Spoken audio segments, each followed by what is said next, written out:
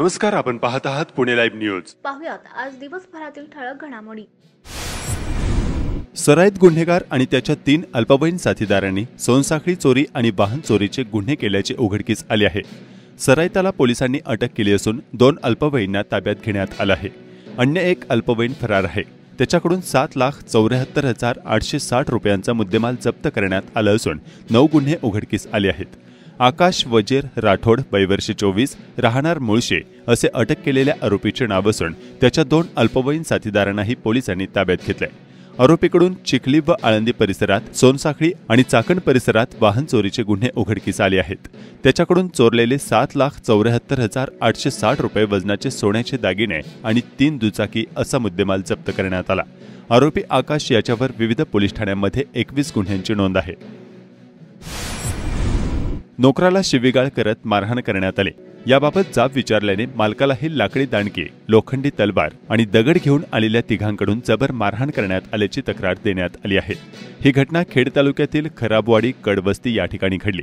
लालासाहेब नवनाथ कड वयवर्ष 40 राहणार सारा सिटी खराबवाडी असे मारहाणीत जखमी झालेल्या व्यक्तीचे नाव असून त्यांनी याबाबत म्हाळुंगे एमआयडीसी पोलीस ठाण्यात फिर्याद दिली आहे। या प्रकरणी तिघांवर म्हाळुंगे एमआयडीसी पोलीस ठाण्यात गुन्हा दाखल करण्यात आला आहे। भरधाव मोटार उलटून खेड तालुक्यातील तरुणीचा मृत्यू झाल्याची घटना घडली आहे।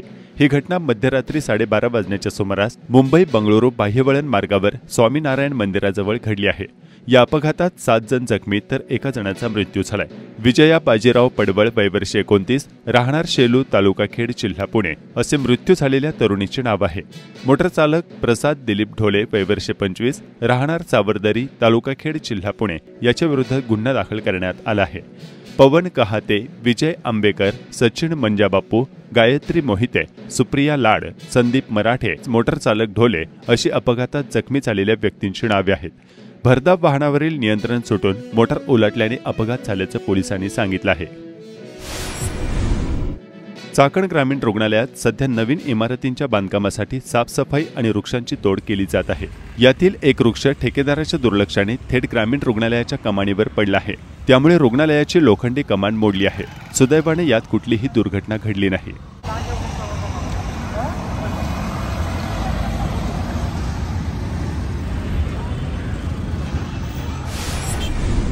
चाकण येथील वाहतूक कोंडी सोडविण्यासाठी पुणे महानगर प्रदेश विकास प्राधिकरण म्हणजेच PMRDAने प्रस्तावित केलेला मेदनकरवाडी, कडाचीवाडी, रासेफाटा या चाकणच्या प्रस्तावित बाह्यवळण मार्गाच्या कामाची निविदा प्रक्रिया लवकरच सुरू होण्याची शक्यता आहे। यासाठी 100 कोटींचा निधी मंजूर झालेला असल्याचे सांगण्यात येत आहे। मागील अनेक वर्षे हे काम रेंगाळले असून केवळ घोषणा होत असल्याने नागरिकांना या कामाच्या बाबत शाश्वती राहिली नाही। संस्कृत भारतीचे पुणे, सातारा, सांगली, कोल्हापूर आणि नाशिक या ठिकाणी सुमारे 250 प्रमुख कार्यकर्ते या 2 दिवस चालणाऱ्या संमेलनासाठी आळंदीत उपस्थित आहेत। संस्कृत भाषेच्या रक्षणास सर्वांनी कटिबद्ध व्हावे असे आवाहन यावेळी शांतीब्रह्म मारुती महाराज कुऱ्हेकर यांनी आळंदी या ठिकाणी केले आहे।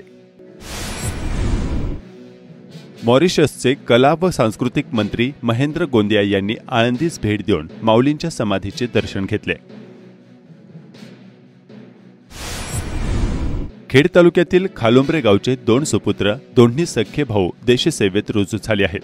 कुमार साहिल संतोष तावरे याची महाराष्ट्र पोलीस SRPF मध्ये तर कुमार सूरज संतोष तावरे याची CISF आर्मीमध्ये ऑफिसर म्हणून निवड झाली आहे।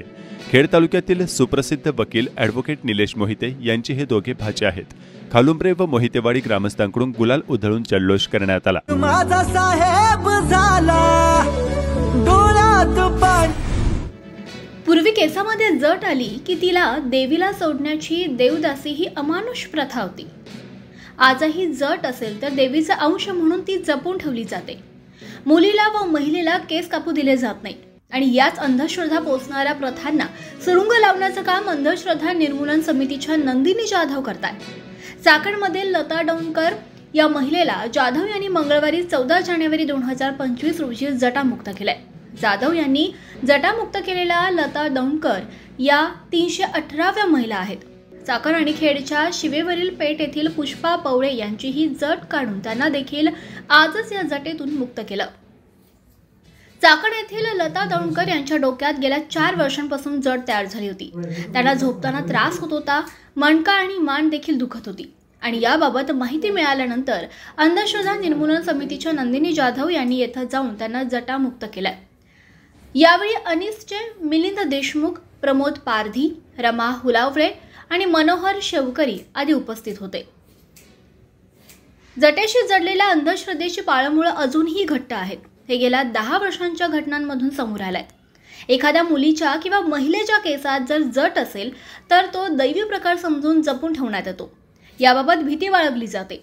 जट काढली तर घरावर गावावर संकट येऊ शकतं अशी अनेक ठिकाणी अंधश्रद्धा आहे आणि यामुळेच याबाबत समुपदेशन करून जट निर्मूलन करण्याचं काम हाती घेतल्याचं आणि आजवर 318 महिलांना जटामुक्त केल्याचं नंदिनी जाधव यांनी सांगितलं। नमस्कार, मी नंदिनी जाधव, महाराष्ट्र अंधश्रद्धा निर्मूलन समितीची कार्यकर्ती आहे।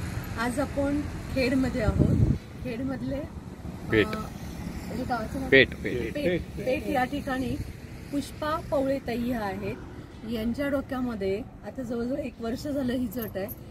यांची आपण 2दा यापूर्वी जट काढलेली आहे, पण परत त्यांच्या डोक्यामध्ये काय येते तर ते व्यवस्थित केस विंचरले जात नाहीये, त्याच्यामुळे त्याच्यामध्ये जट तयार होते। आणि आजची जी जट तयार झालेली आपण पाहिली ती अतिशय म्हणजे की जर का कापताना ते जर का वर उचलली असती कापली असती तर स्काल्प पण कापला जातो आणि त्याला प्रचंड प्रमाणामध्ये त्रास होतो, खजवता येत नाही का काही नाही, आग होत असते, केस ओढले जातात। आणि आज आपण महाराष्ट्र अंधश्रद्धा निर्मूलन समितीतर्फे 317व्या महिलेची जटेतून मुक्तता केलेली आहे। यामध्ये आपण मिलिंद देशमुख सर आहेत, नलावडे सर आहेत, बापू आहे आणि वेल्ला सर म्हणजे राजगुरुनगर चाकण शाखा आणि पुणे शहर शाखेच्या वतीने आपण हे जट निर्मूलन करतो।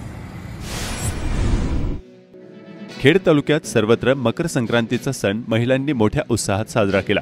ठिकठिकाणी मंदिरात महिलांची मोठी गर्दी झाली होती। आळंदी येथील श्री संत ज्ञानेश्वर महाराज संजीवन समाधी मंदिरात मकर संक्रांतीनिमित्त परिसरातील लाखभर महिला भाविकांनी माऊलींच्या मंदिरात श्रींचे दर्शन घेत ओवसा वाहत एकमेकांना ओवसा देत दर्शन घेतले। आळंदीतील विविध मंदिरात महिला भाविकांनी श्रींच्या दर्शनास गर्दी केली होती।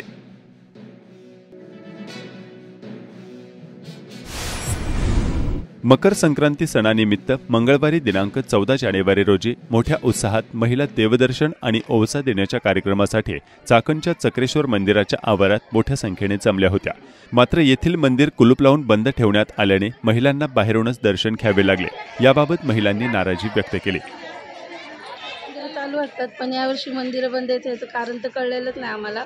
मंदिर चालू असतं तर आम्हाला कसं व्यवस्थित करता येतो ना ओवसा। आता दरवर्षी जी रीतीप्रमाणे करतो तीच रीत पाहिजे ना। आज मंदिर बंद आहे तर ते योग्य नाही वाटलं, पण हाय आता जे हाय उघडं तिथं दर्शन भेटलं त्यातच समाधान मानून घेतोय।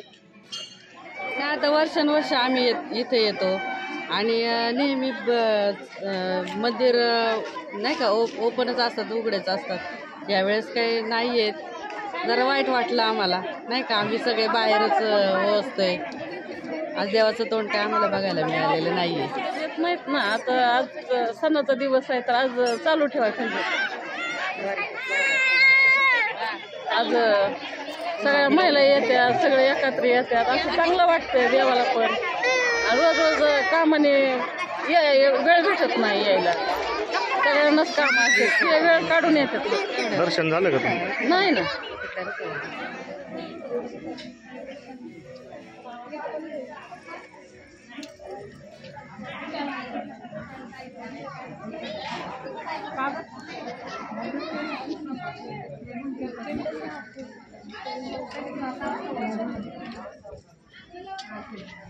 सकाळी 5:30 ना 5 वाजता मंदिर ओपन होतं, 5:30 ला पाहिजे आज का रोज